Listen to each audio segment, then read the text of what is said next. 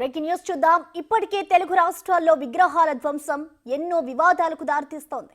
ఈసారి మాత్రం ఎవరు ఊహించని సంఘటన తలెత్తింది. జయశంకర్ భూపాలపల్లి జిల్లాలో షాకింగ్ ఘటన ఆందోళన కలిగిస్తోంది.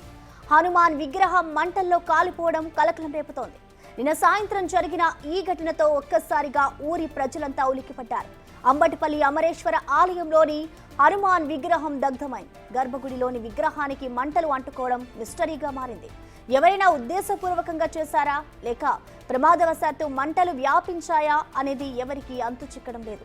విగ్రహం దగ్ధమవ్వడం అంటే ఊరికి అరిష్టమని గ్రామస్తులు భయాందోళన చెందుతున్నారు.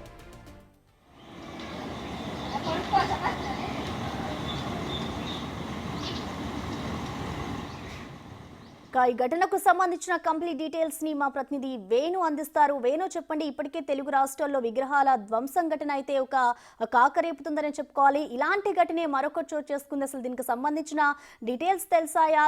గ్రామస్తులు ఏం చెప్తున్నారు వేణు?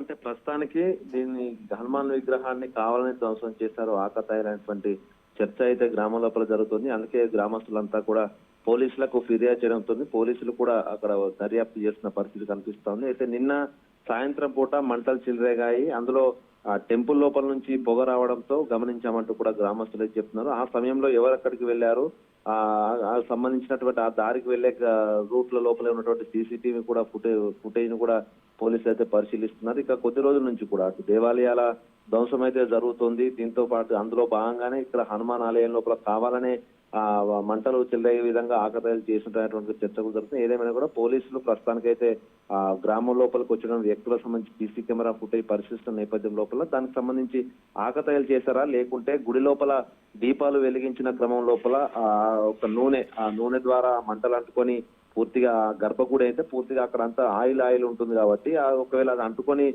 ప్రమాదవశాత్తు మంటలు అంటుకునేదంటే ఇంకా క్లారిటీ లేదు. సో ఏదేమైనా కూడా హనుమాన్ ఆలయం లోపల సాక్షాత్తు గర్భగుడిలో మంటలు చెలరేగడం, ఆ హనుమాను విగ్రహమే పూర్తిగా మంటలు చిక్కుపోవడం అనేది కూడా ఇదంతా అరిష్టానికి కారణం తీస్తుంది. గ్రామంలో ఏం జరగబోతున్నటువంటి ఒక భయాందోళన పరిస్థితి నెలకొన్నాయి. సో దీంతో వేద పండితులతో కూడా ఓవైపు గ్రామస్తులు చర్చలు జరుపుతున్నారు. ఒకవేళ హనుమాన్ ఆలయం మంటలు చిక్కుకుంటే ఊరికి ఏం జరుగుతుంది, తమ శాంతి పూజలు ఏ విధంగా చేయాలనే ఒక చర్చ జరుగుతుంటే, మరోవైపు దీని ఆకతాయిల కారణంగానే ఇది జరిగే ఉంటుంది. దీనికి సంబంధించి బాధ్యులపై కఠిన చర్యలు తీసుకోవాలి, వాటిని గుర్తించాలంటూ కూడా గ్రామస్తులు చెప్తున్నారు.